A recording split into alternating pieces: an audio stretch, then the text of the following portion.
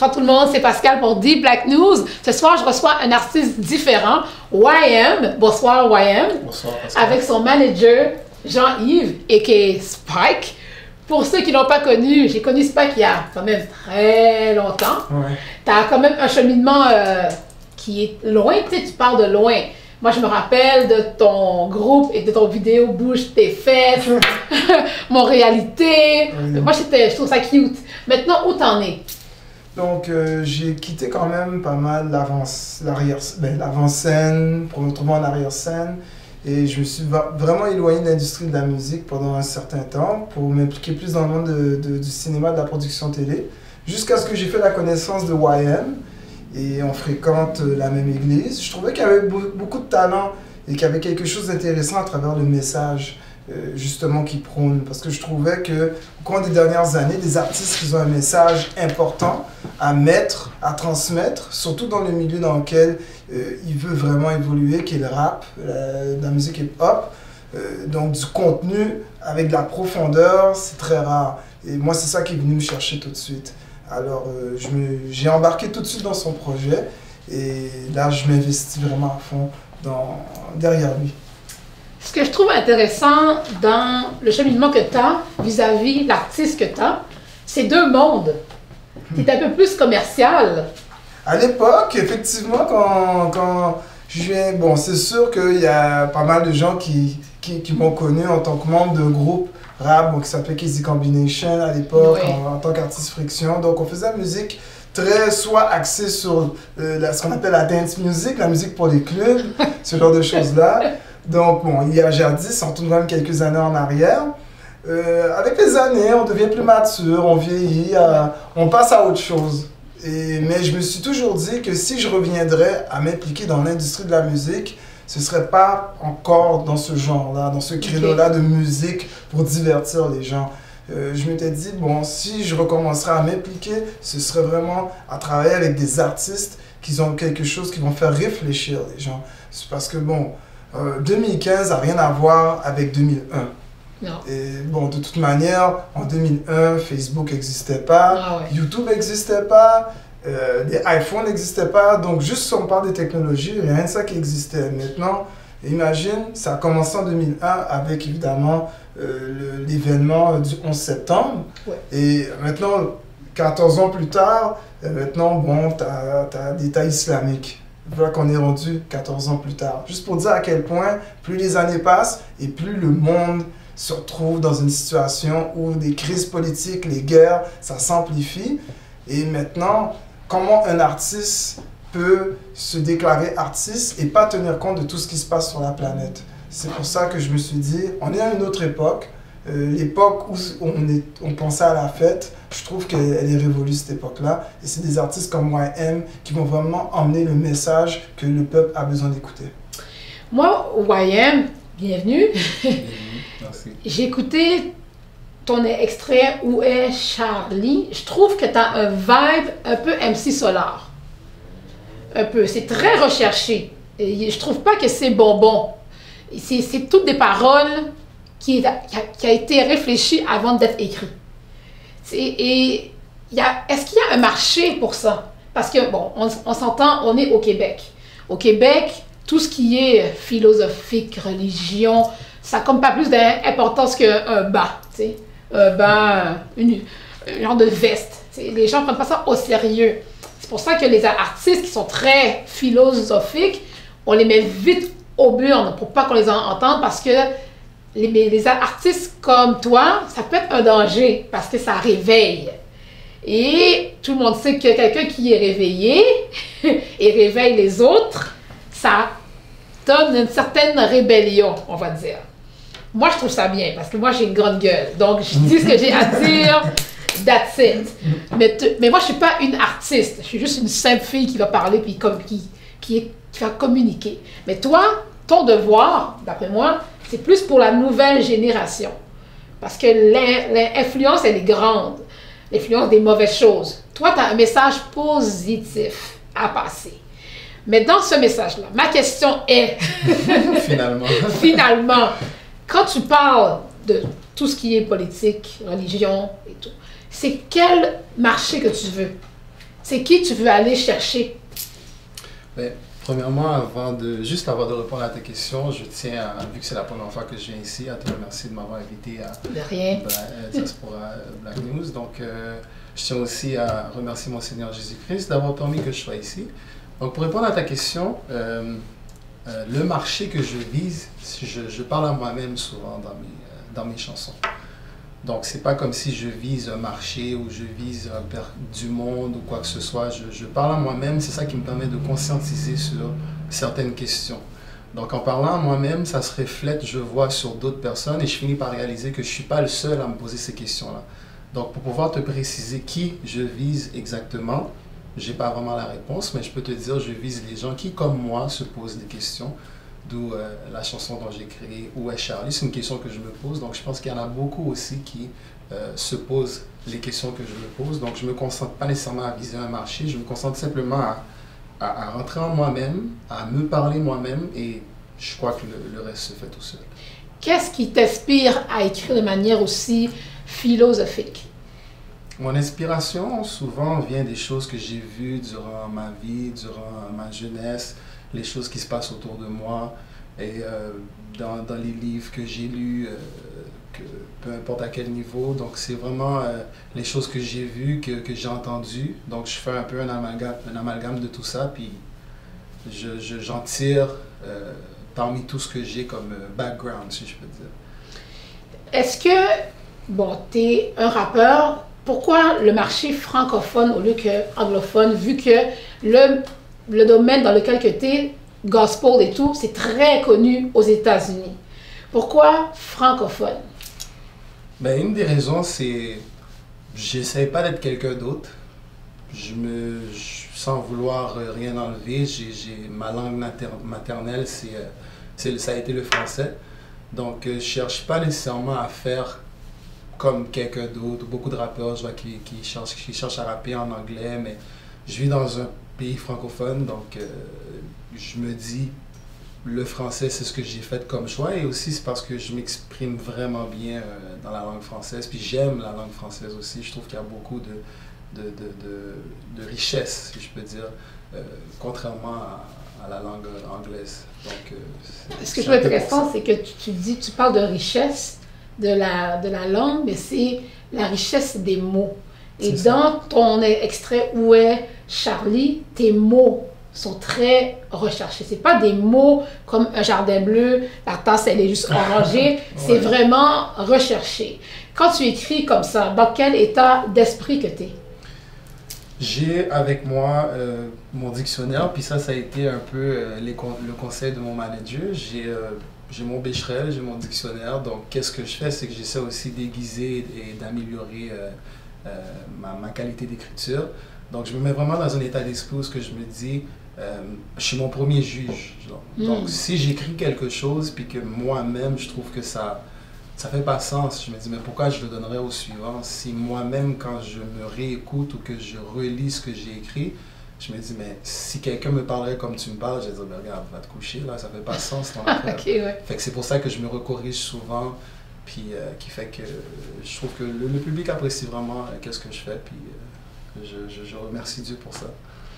Le marché aujourd'hui, bon, je sais qu'il y a 2 semaines, j'avais reçu Dice. Il me disait que le marché hip-hop au Québec est très, très petit.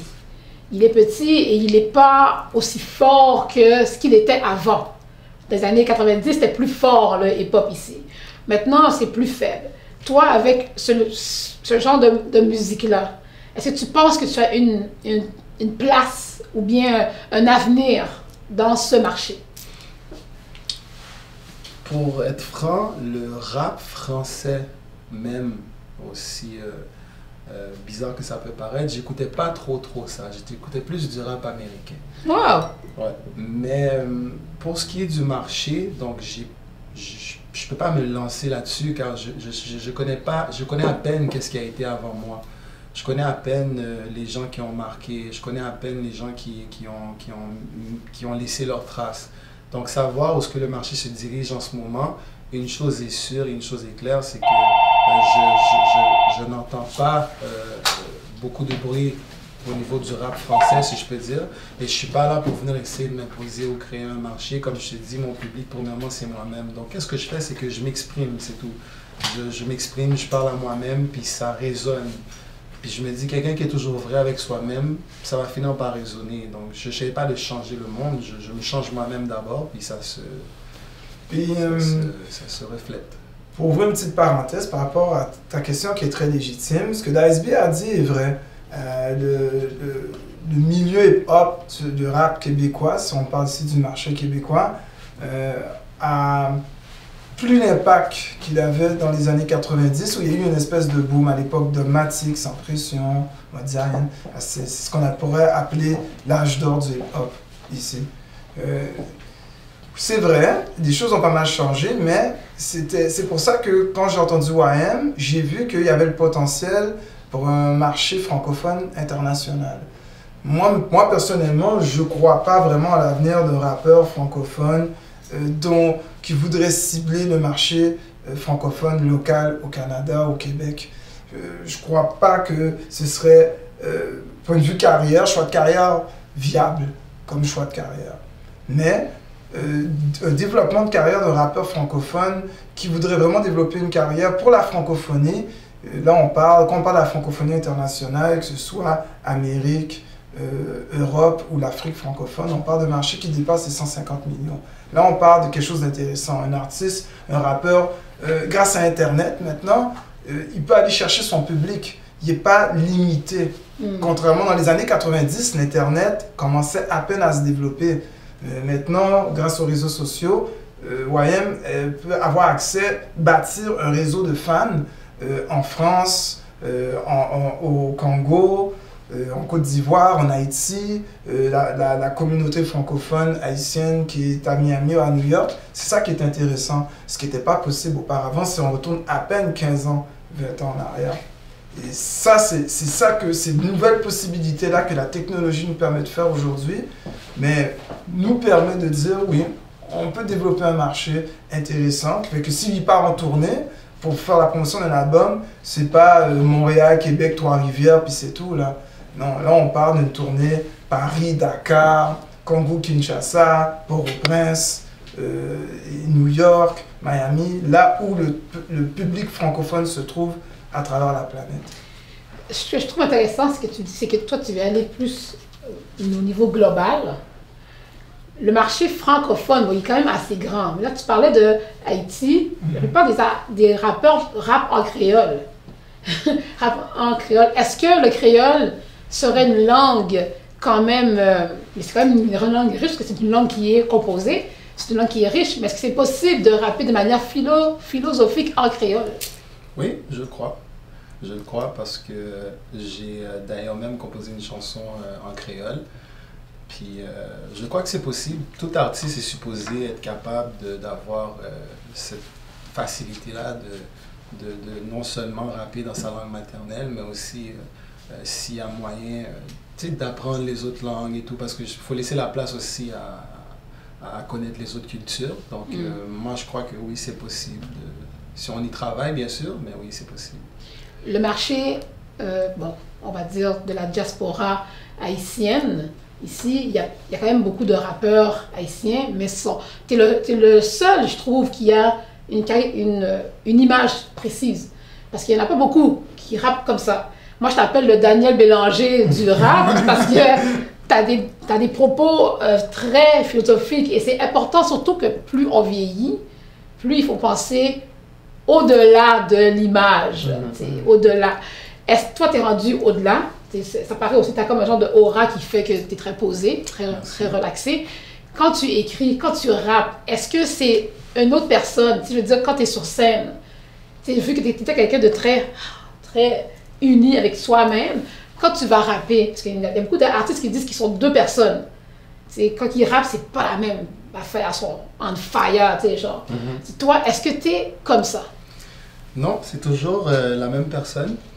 Et aussi, YM, pourquoi est-ce que j'ai fait le choix de ce nom? C'est après avoir réfléchi longtemps sur un choix de nom, parce que, pour te dire franchement, je ne proviens pas d'un milieu artistique.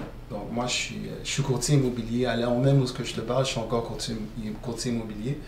Donc c'est vraiment un transfert qui a été fait. Donc j'ai été, je pourrais dire, appelé à rapper, à partager un message. Et ce message se véhicule sur ma foi, donc c'est sur ce que je crois.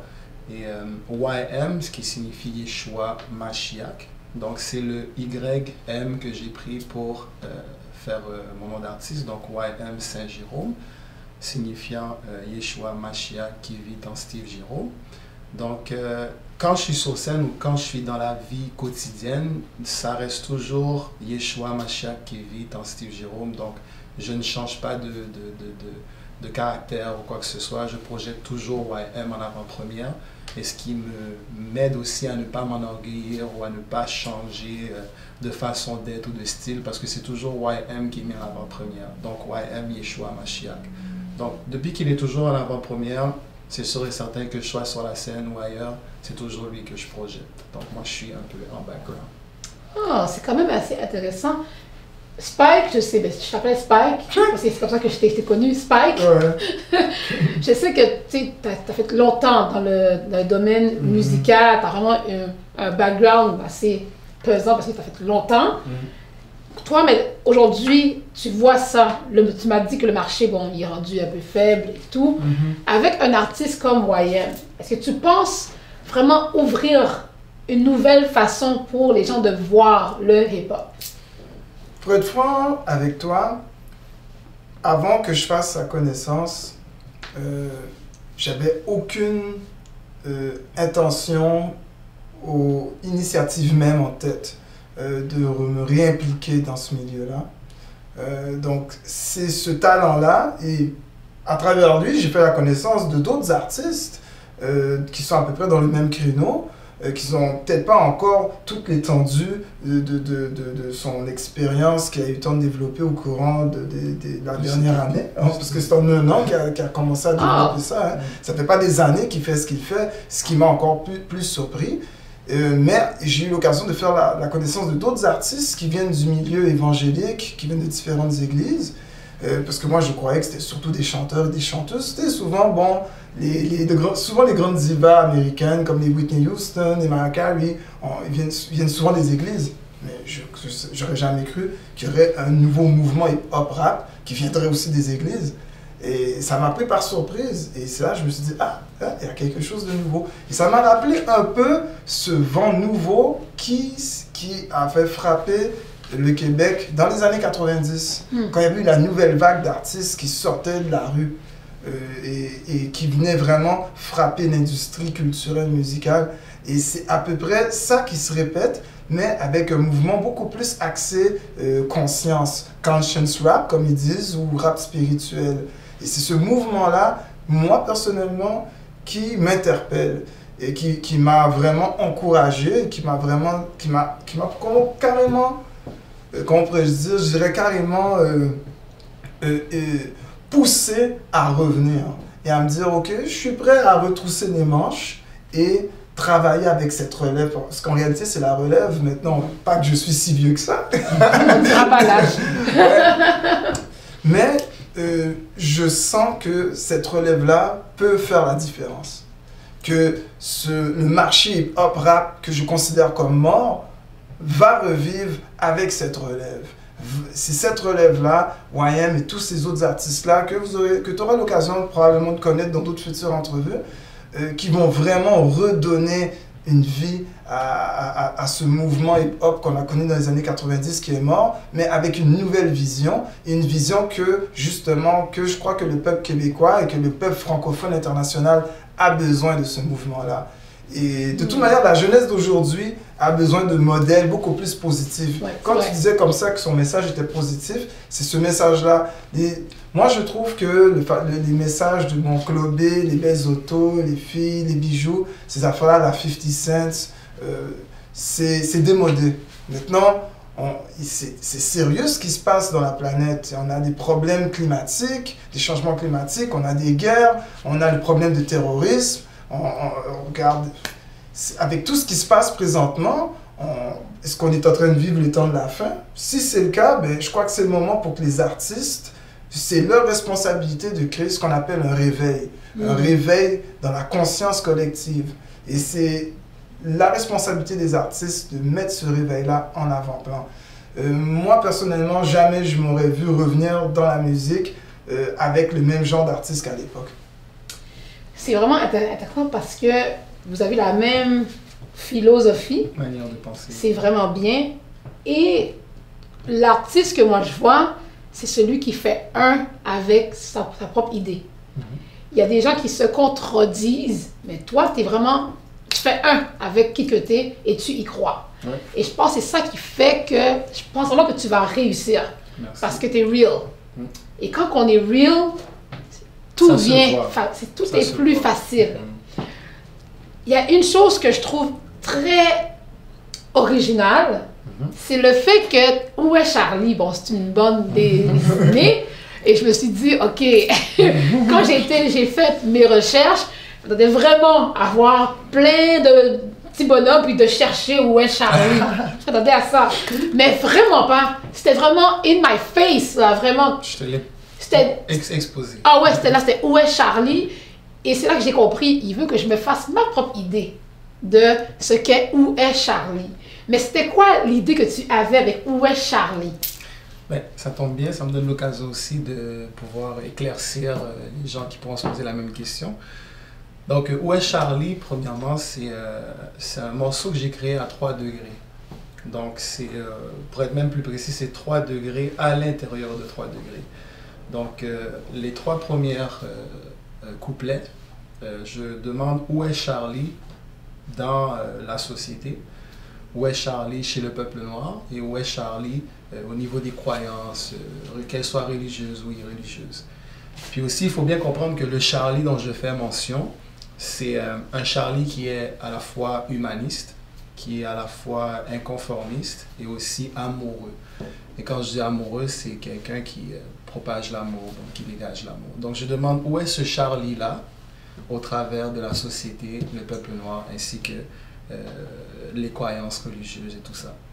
Donc vu qu'on est dans un contexte de la Black Diaspora, donc ce Charlie-là, dans le peuple noir, dans le deuxième couplet que je me concentre beaucoup, c'est que je voulais faire appel à ce Charlie en faisant référence un peu à, je disais, le peuple noir. Donc le Charlie, pour moi, du peuple noir, est représenté par les Haïtiens. Et pourquoi est-ce que je me lance là-dessus? C'est que je fais un peu référence au peuple d'Israël, surtout la tribu de Lévi, qui étaient les premiers à se prononcer quand Moïse a dit « à moi ceux qui sont pour l'Éternel ». Ils étaient les premiers à se lever et à se mettre du côté de Moïse. Mais aussi, c'était la seule tribu qui n'a pas eu d'héritage. Donc, le seul héritage que cette tribu-là a eu, c'est l'Éternel lui-même. Donc, quand je fais référence à ça, pour moi, le Charlie, c'est le peuple noir, dans le sens où si ce n'était pas du peuple haïtien, l'indépendance même du peuple noir, jusqu'à maintenant, ce serait loin derrière. Donc pour moi, c'est ce Charlie-là qui s'est réveillé, qui a dit, bon, assez c'est assez.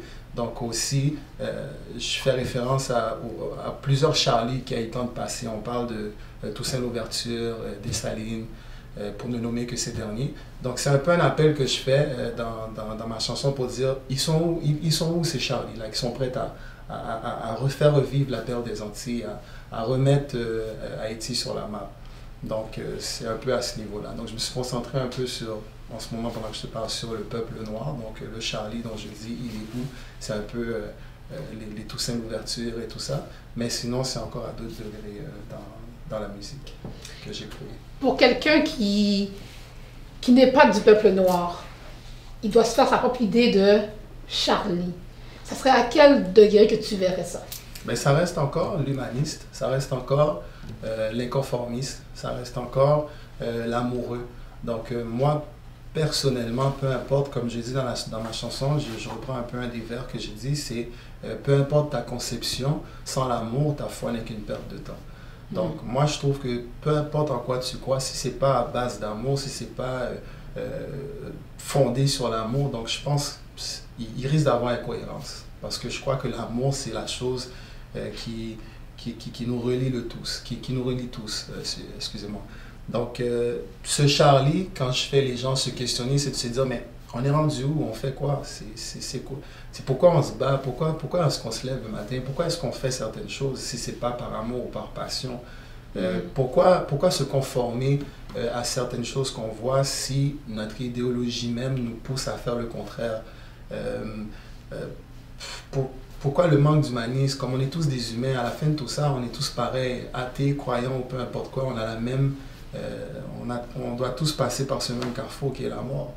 Donc, je me dis à quelque part, ce Charlie dont je fais appel, c'est celui qui va se réflexionner et de dire, bon, ça rime à quoi tout ça? Et de voir que les vraies valeurs doivent demeurer. Donc, si ce n'est pas un peuple noir, pour répondre à ta question, ça reste toujours le même Charlie qu'on cherche.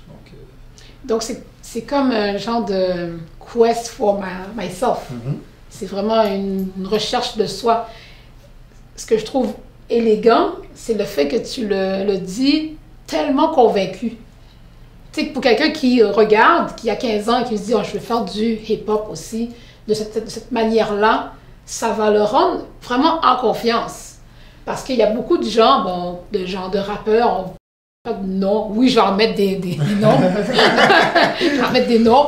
Lil Wayne, Drake, qui sont très bling-bling. Tu sais, le triangle, là. Femme, voiture, argent. Tu sais, le fameux triangle. Moi, je dis toujours, c'est le triangle des Bermudes de la mort. De la mort. De la mort. Ouais, tu rentres là-dedans, tu te perds, tu reviens plus. Tu te perds, tu reviens plus. Mais ce qui est bien avec toi, ton triangle, c'est pensée, philosophie, amour. C'est comme un triangle qui est en 3D. Tandis que le triangle des Bermudes, c'est tu vois juste surface. Tandis que le ciel, c'est en 3D. On voit que c'est rempli, là. Il y a du bagage. Donc, je trouve qu'il y a un message derrière ce que tu fais. C'est vraiment bien. Et j'aimerais dire Jean-Yves, je t'ai juste vendu, là. Tu parlais de Jean-Yves, j'ai absolument aucun problème. Ce qui est très intéressant aussi, c'est le fait que le virage philosophique que tu as est tellement haut que c'est incroyable de voir le cheminement que tu as et d'en arriver là. Mais je pense aussi qu'il y a l'âge qui vient avec, mais ce plus on va vieillir, plus on mûrit. Ouais, puis des cheveux blancs. Teinture. Ouais, bon conseil. Mais tu t'es rendu là. Mais si tu aurais resté dans la game, est-ce que tu penses que tu serais à ce niveau-là? Ouh, tu me prends toute une question. Fallait que je te pique. Si je serais resté artiste, j'aurais frappé un mur, ça je le sais. Pourquoi? Parce que quand j'ai décidé d'arrêter vraiment la musique pour me consacrer, être plus vraiment en arrière-plan, j'étais en recherche de moi-même, je suis content que tu sois monté sur le sujet, et je me retrouvais plus en tant qu'artiste. Le mur, je l'avais frappé en tant qu'artiste. Est-ce que j'aurais, donc la question que je me pose pour revenir à ce que tu viens de me dire là, est-ce que j'aurais réussi à surmonter ce mur-là? Je crois que non, parce que spirituellement, je n'existais pas. Parce que j'ai quand même, au cours des 5 dernières années, j'ai vécu une expérience personnelle qui a changé ma vie totalement, qui m'a permis de me redécouvrir. Donc à l'époque où j'étais artiste, j'avais pas cette maturité-là que j'ai aujourd'hui. Donc, est-ce que j'aurais pu réellement me rendre évoluer? Je ne crois pas. Parce que artistiquement parlant, j'étais encore pris dans cette mentalité-là dont tu viens juste de mentionner, la mentalité des Drake, le fameux triangle des Bermudes. De la mort. Ouais, donc j'ai absolument aucune honte à l'avouer, à l'admettre. Mais c'est pas une honte. C'est pas une honte. Je pense que une fois que tu as avoué qui que t'es, c'est pas une honte. T'as juste assumé. Oui. C'est pas une honte. Oui, aujourd'hui je l'assume totalement avec humilité que j'étais effectivement une espèce de une croisière qui s'était totalement perdue, naufragée dans cet immense océan musical. Et puis ma bouée de sauvetage a été de sortir, de quitter la musique. et ne sachant plus où est-ce que j'en étais personnellement dans ma vie de manière totalement générale. Maintenant, qu'est-ce qui est intéressant, c'est que je me suis redécouvert à travers YM, dans le sens que si effectivement j'avais réussi à atteindre cette maturité-là que je n'avais pas pu atteindre à l'époque quand j'étais artiste, eh bien c'est vraiment YM dans l'artiste qu'il est présentement, c'est ce niveau-là probablement que j'aurais voulu me rendre. Donc il est carrément une continuité de ce que la plupart des artistes qu'ils ont laissé tomber la musique à cette époque-là, pendant les années 2000, il est la continuité. Et comme lui et les autres artistes qui s'en viennent de cette relève-là, ils sont le futur. Et nous sommes le passé, mais on va faire partie de cet avenir-là. C'est intéressant et le fait que tu parles de ça de manière très honnête, c'est encore mieux parce que c'est vrai. Ce que je trouve encore plus profond dans ce que vous êtes aussi, dans ce que vous dites, c'est le fait qu'il y a no shame. Il y a no shame, c'est ça qu'on est. Et je pense que quand tu es diamanté pur, c'est vrai, un diamant pur, c'est toujours vrai. Tu peux pas faker un diamant pur. C'est pas du Schwaros, c'est pas de m'affaire. Un diamant pur, c'est ça. Et je trouve que tu as ce côté-là. C'est pur, tu peux pas faker. La lumière, elle va être partout, que tu tournes par là. Et partout. La lumière est la lumière. Et la lumière, c'est vrai. Maintenant, pour ceux qui veulent te connaître, qui veulent en savoir plus sur toi, où est-ce qu'on peut avoir... On peut venir te voir en show ou on peut avoir des infos sur YM? Comme mon manager a dit, je ne suis pas dans le milieu artistique, ça fait des années là. Donc, il faut me laisser le temps de quand même aussi construire et bâtir. J'ai à peine 1 an et demi, tout au plus 2 ans. Mais t'as une page Facebook, remarquez. C'est vrai, une page Facebook qui est YM Saint-Jérôme. Donc, c'est YM espace ST espace Jérôme. J-E-R. YM Saint-Jérôme. Donc, oui, il y a des projets que je suis en train de mettre sur pied, mais comme tu l'as si bien dit aussi, je suis quelqu'un qui prend tellement son temps à ne pas dire n'importe quoi.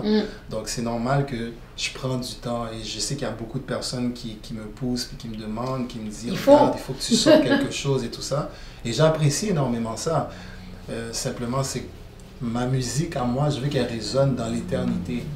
Donc, s'il faut que je fasse ça, je suis obligé aussi de bien le préparer. Donc, c'est pour ça que je ne peux pas dire j'ai de quoi, je suis en show demain quelque part, mais ça s'en vient, ça s'en vient. Puis, je ne m'inquiète pas pour ça non plus, parce que comme tu le dis, quand tu es vrai avec toi-même, ça peut finir que par se refléter. Écoutez, mais est-ce que je sais que vous êtes conscient que plus vous êtes vrai, plus il y a des haters. C'est comme ça. On les aime, les haters de toute façon. On n'a que de l'amour pour eux. On les aime aussi. C'est comme ça. Mais je trouve que c'est une bonne chose d'avoir des haters. C'est la meilleure publicité au monde. La meilleure publicité au monde. Ce que je trouve bien, c'est que, bon, c'est sûr qu'il y en a qui sont athées, qui vont faire, c'est quoi ça? C'est quoi cette histoire-là? C'est quoi cette affaire-là? Mais c'est pas religieux. Je trouve que c'est plus philosophique. C'est une manière de vivre et de penser. C'est différent. Et ça va rejoindre plusieurs personnes. Parce que c'est pas quelque chose d'obligatoire. Il y en a qui se sentent forcés. Moi, c'est ça que je trouve bien. Ouais, c'est pas une doctrine, en fait. Exactement, vraiment pas. Mais j'aimerais ça que tu nous chantes un extrait de Où est Charlie? Je vais le piquer, là. De Où est Charlie? Et on va se laisser là-dessus. Et on se revoit la semaine prochaine. Bye! Bon, je me lance, c'est le deuxième couplet, dans le fond, de la chanson, où ce que je dis, je pose la question à eux, qui la voit, elle, ils me répondent, je sais pas, demande à Jézabel. Mais je demande plutôt à Charlie. Plus de 5 ans, 12 janvier 2010, Charlie, où étais-tu? Le sang de mes frères, vendu à Lucifer pour en faire le premier peuple noir indépendant de la terre. Claire, la marche ne la voit même pas. Je parie, comme la France, que même Tony n'est pas clair de son combat. Mais au nom de Yeshua Mashiach, bien que Charlie se cache, elle sortira de la vallée de Baca. Qu'elle retrouve sa place sur la map, sur la perle des Antilles, se distille la justice de ce conte suisse. Nice! Merci. À la semaine prochaine, merci! Oui, un plaisir. Inspired music. Ha, YM. Ok. Lego. Au nom du Père, du Fils et du Saint-Esprit, sans aucun parti pris, dites-moi donc où est Charlie? 12 victimes, 12 janvier, 12 disciples. Mais où est donc Charlie? Au nom du Père, du Fils et du Saint-Esprit, sans aucun parti pris, dites-moi où est passé Charlie?